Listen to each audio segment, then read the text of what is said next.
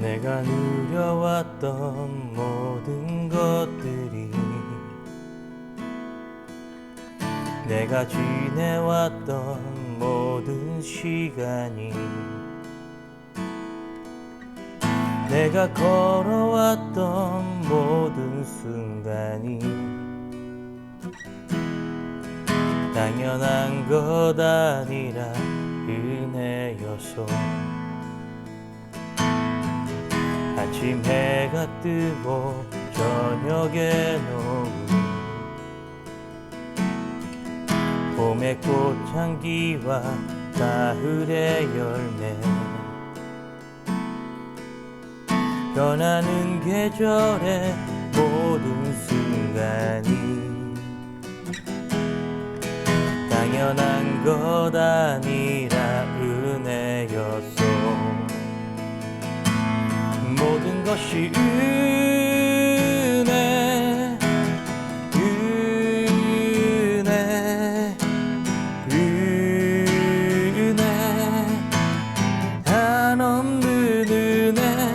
내 삶에 당연한 것 하나도 없었던 것을, 모든 것이 은혜, 은혜였소.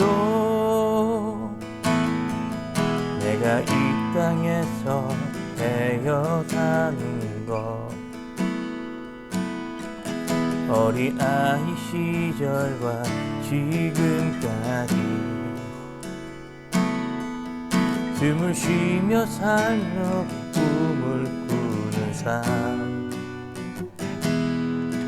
당연한 것 아니라 은혜였어. 내가 하나님의 자녀로 살며 오늘 찬양하고 예배하는 삶, 복음을 전할 수 있는 축복이 당연한 것 아니라 은혜였소. 모든 것이 은혜, 은혜, 은혜, 한없는 은혜. 내 삶에 당연한 것 하나도 없었던 것을, 모든 것이 은혜, 은혜였소. 모든 것이 은혜, 은혜, 은혜, 한없는 은혜. 내 삶에 당연한 것 하나도 없었던 것을, 모든 것이 은혜, 은혜였소. 모든 것이 은혜, 은혜, 은혜, 한없는 은혜. 내 삶에 당연한 것 하나도 없었던 것을, 모든 것이 은혜, 은혜였소. 모든 것이 은혜,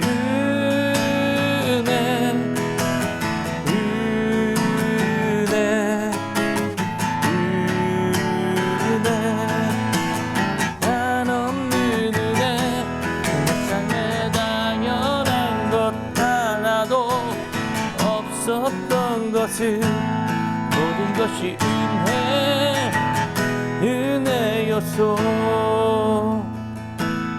내 삶에 당연한 것 하나도 없었던 것을, 모든 것이 은혜, 은혜였소. 내 삶에 당연한 것 하나도 없었던 것을, 모든 것이 은혜, 은혜였소. 오늘도 예배 가운데 하나님을 기억하며 내 삶에 당연한 것이 하나도 없었음을 고백하며 예배합니다. 오늘도 예배 가운데 함께 하시고 주의 영광이 나타나게 하여 주시옵소서. 예수님의 이름으로 기도하옵나이다. 아멘. 네, 우리 말씀 보도록 하겠습니다. 창세기 14장에 있는 말씀입니다. 창세기 14장 17절에서 24절까지의 말씀을 보도록 하겠습니다. 제가 읽습니다. 아브람이 그돌라오멜과 그와 함께한 왕들을 처부수고 돌아올 때 소돔 왕이 샤웨 골짜기 곧 왕의 골짜기로 나와 그를 영접하였고 살렘 왕 멜기세덱이 떡과 포도주를 가지고 나왔으니 그는 지극히 높으신 하나님의 제사장이었더라. 그가 아브람에게 축복하여 이르되 천지의 주제이시요 지극히 높으신 하나님이여 아브람에게 복을 주옵소서. 너희 대적을 내 손에 붙이신 지극히 높으신 하나님을 찬송할지로다 하며 아브람이 그 얻은 것에서 10분의 1을 멜기세덱에게 주었더라. 소돔 왕이 아브람에게 이르되 사람은 내게 보내고 물품은 네가 가지라. 아브람이 소돔 왕에게 이르되 천지의 주제이시요 지극히 높으신 하나님 여호와께 내가 손을 들어 맹세하노니 네 말이 내가 아브람으로 치부하게 하였다 할까 하여 내게 속한 것은 실 한 오락이나 들매끈 한 가닥도 내가 가지지 아니하리라. 오직 젊은이들이 먹은 것과 나와 동행한 아넬과 에스골과 마물의 분깃을 제할지니 그들이 그 분깃을 가질 것이니라. 아멘. 네, 오늘은 창세기 14장 17절에서 24절에 있는 말씀입니다. 현재 본성전에서는 계속해서 은혜 샘을 퍼올리는 기도회가 지속이 되어지고 있습니다. 5시 반에 이 기도회가 계속해서 새벽 예배가 진행되어지니까요. 시간이 되시고 일어나실 수 있는 분들은 함께 그 예배를 꼭 참석해 주시기 바랍니다.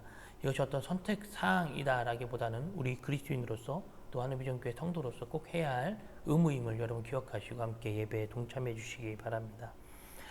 먼저 창세기 14장에 있는 내용에 대해서 간략하게 설명을 드리겠습니다. 제가 사실 앞전에 예배를 녹화를 했다가 그 부분을 좀 삭제를 했습니다. 왜냐하면 내용을 제가 다른 부분과 함께 혼합해서 읽었기 때문에 그 부분에 대한 부분을 좀 삭제하고 다시 이 말씀을 좀 올려드리도록 하겠습니다. 창세기 14장에 있는 내용은 이 조카 롯이 아브라함과 이 하인들의 다툼 때문에 함께할 수 없는 것을 알고 서로 갈라서게 됩니다. 조카 롯은 소돔과 고모라라고 하는 한 지역을 선택하게 되는데 거기는 이미 도시가 형성이 되어져 있었고 조금만 노력이라도 하면 현재 자기가 가지고 있는 이 재력으로 충분히 다시 일어날 수 있었던 그런 환경이었던 것입니다. 근데 이 아브라함은 조카 롯이 그쪽을 선택할 때 본인은 그 반대쪽을 선택했다라고 성경은 기록합니다. 그러니까 아브라함이 먼저 권하죠. 너가 우하면 나는 좌할 거고 너가 좌하면 나는 우할 거다. 그러니까 조카 롯아 너가 먼저 결정해라. 이때 조카 롯이 결정했던 것은 도시가 형성되어져 있었던 그 땅이었던 거예요. 소돔과 고모라 땅에 그가 결국엔 가게 되어졌습니다. 여러분, 소돔과 고모라 땅에 가게 되어졌다라는 것은 경지적인 이 품도 품을 수 있었고 그리고 자기가 조금만 노력하면 거기서 무엇인가를 꼭 얻을 수 있을 것 같은 그런 중요한 땅이었습니다. 그러나 도심이 있고 사람들이 많이 모여 있는 곳 그리고 그러한 유혹 그런 것들이 많은 곳에 뭐가 있냐면 유혹이라는 것이 결국에 있는 거예요. 여러분, 우리들이 죄를 이길 수 있다 없다 이것은 사실 우리들의 힘으로는 결정이 되어질 수가 없는 것입니다. 우리가 죄를 이길 수 있을까요? 절대 그럴 수 없습니다. 유혹을 이길 수 있다, 뿌리칠 수 있다, 이건 가능하지만 여러분, 우리들이 그 유혹을 받고 항상 머릿속으로 생각하고 마음에 품게 되는 이 모든 과정을 우리 안에 짓게 되는 이 범죄, 죄라고 가정했을 때 우리는 이것을 떨쳐낼 수가 없는 것입니다. 하나님은 우리들에게 이 부분을 너가 스스로 해결할 수가 없으니까 내가 너와 함께 할게 라고 주님 우리에게 말씀해 주시는 계시는 거거든요.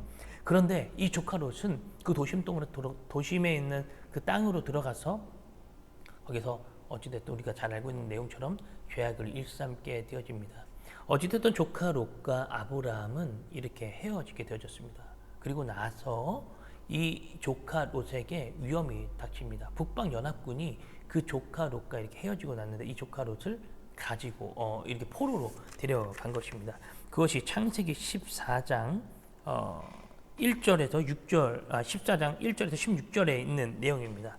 어찌됐든 그 북방연합군이 소돔과 고모라 땅에는 모든 재물과 양식을 빼앗아갔다라고 11절은 기록하고 12절에 소돔에 거주하는 아브라함의 조카 롯도 사로잡고 그 재물까지 노락하여 갔고 도망한 자가 와서 히브리 사람 아브라함에게 알렸고 그때 아브라함이 아모리 족속 마므레 상수리 숲을 근처에 거주하였는데 마므레에는 에스골의 형제 또 아넬 형제라 이들은 아브라함과 동맹한 자들이었더라.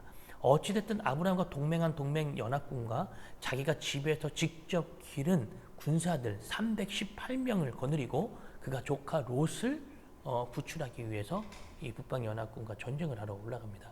어찌됐든 전쟁에서 이겼습니다. 그리고 조카 롯을 다시 데려오게 되어지죠. 구출하게 되어지죠.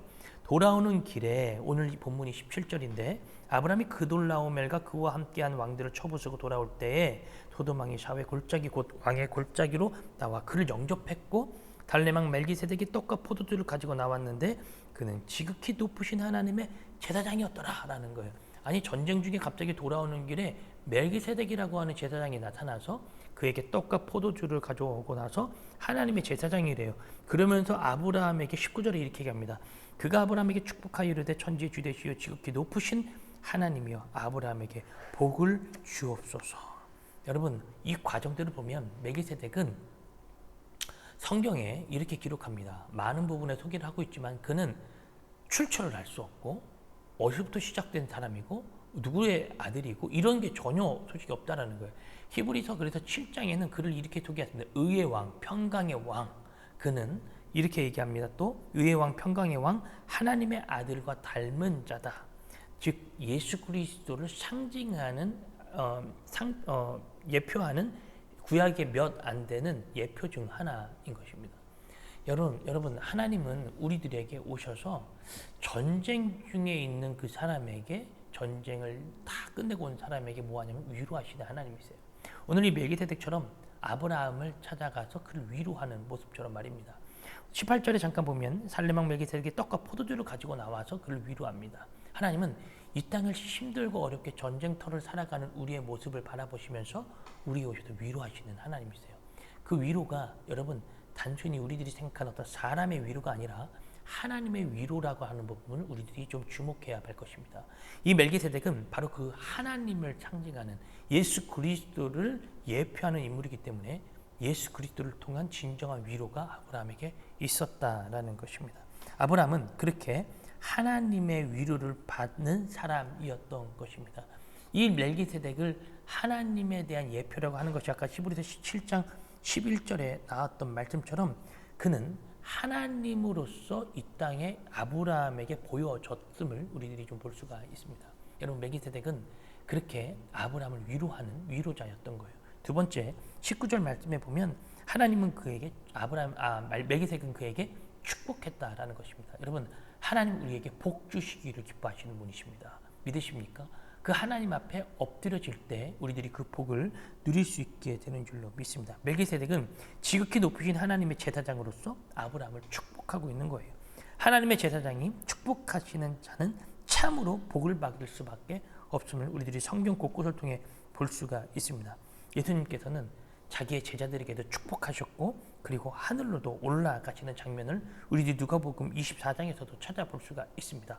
이렇게 얘기합니다. 예수께서 그들을 데리시고 베다니 앞까지 나가사 손을 들어 그들에게 축복하시더니 축복하실 때 그들을 떠나 하늘로 올라져 가시더라.